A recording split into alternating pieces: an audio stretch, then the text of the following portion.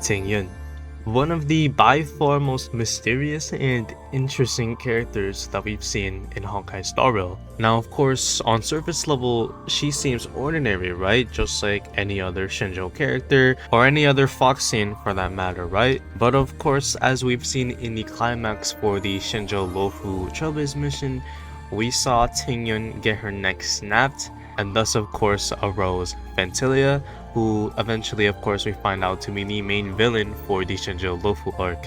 Now at the end of the arc, we defeat Phantylia and we seal the Celeron of course, and then we proceed to move on to the next region, Penacony. But none of that really sounds right. Unlike any of the other three regions, the Lofu's arc left us with more questions than answers. Like for example of course, is Tingyun really dead? Now we've seen deaths in Honkai Star Rail, and I'm not just talking about NPCs, I'm talking actual playable characters themselves who, despite us being able to play as, are dead. Now if you play Genshin Impact, this might be foreign to you, but if you've played Honkai Impact, this should of course be nothing new. Of course, the two characters that I'm talking about that we know are dead, but are still playable would be Gallagher and Misha. So is Tingyun just one of them now? Well, actually, I don't think so.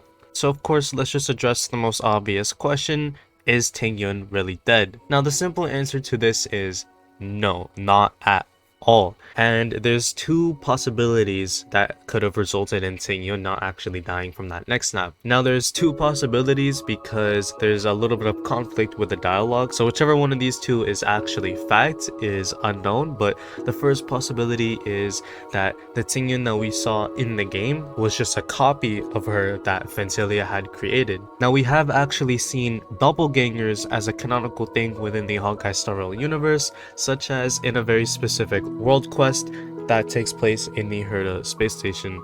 So this officially confirms the existence of doppelgangers and cloning and stuff like that, right? So in theory, it could be possible for Phantylia to have cloned Tingyun, however, I don't think that's the case. I think what really happened was the other possibility, which was being that Phantylia actually possessed Tingyun herself.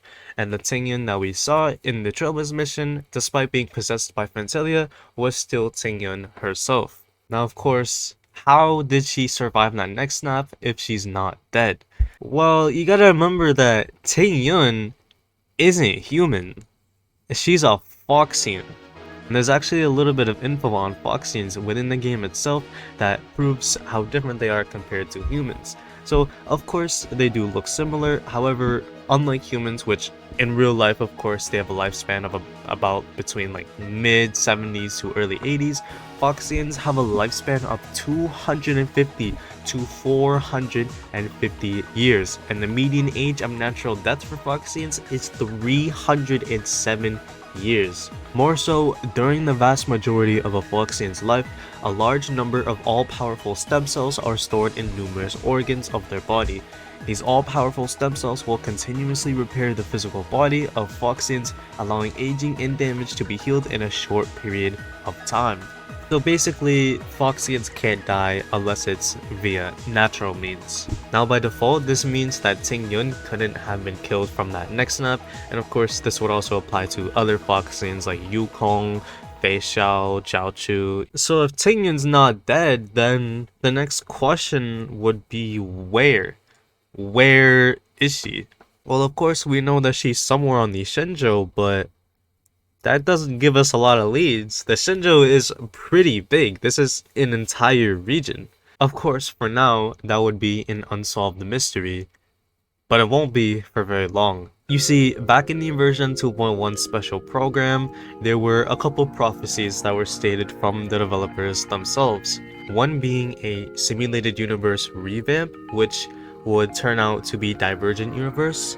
The second thing would be a feature exclusive to March 7th that will be similar to the Trailblazer switching paths, and of course that resulted in March 7th Part 2. But the last thing that they had stated is that Tingyun's whereabouts are going to be revealed.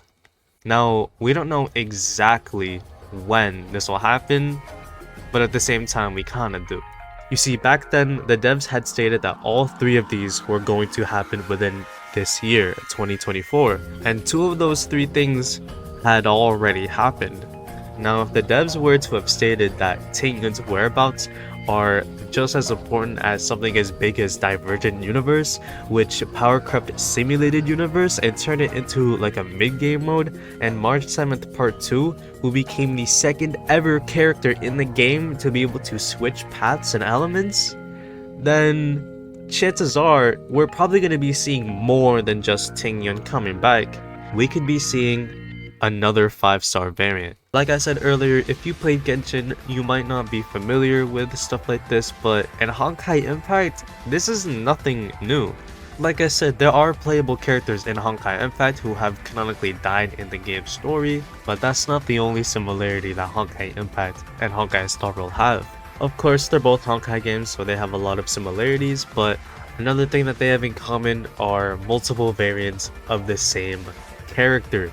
Of course, in Honkai Star Rail, we got this with Danheng and Danheng Embodiment Lune, but in Honkai Impact, some characters get another variant of themselves as playable characters, and some characters like Bronya, for example, have as many as 11 different versions of her that you can build all with their own kits.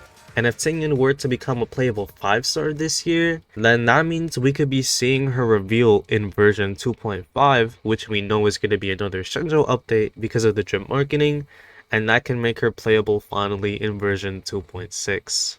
But you see, there's another factor, another character that a lot of people don't really talk about, and that of course would be Phantylia. You see, Phantylia is one of the 7 Lord Ravengers who are the Emanators of Destruction. Now, as you may or may not know, Emanators are people who straight up got their powers from Eons. For example, Acheron is an Emanator of Nihility, meaning that she got her powers from the Eon of Nihility itself. Phantylia, however, is an Emanator of Destruction, which means that she got her power from Nanook himself, the main villain of Honkai Star Rail.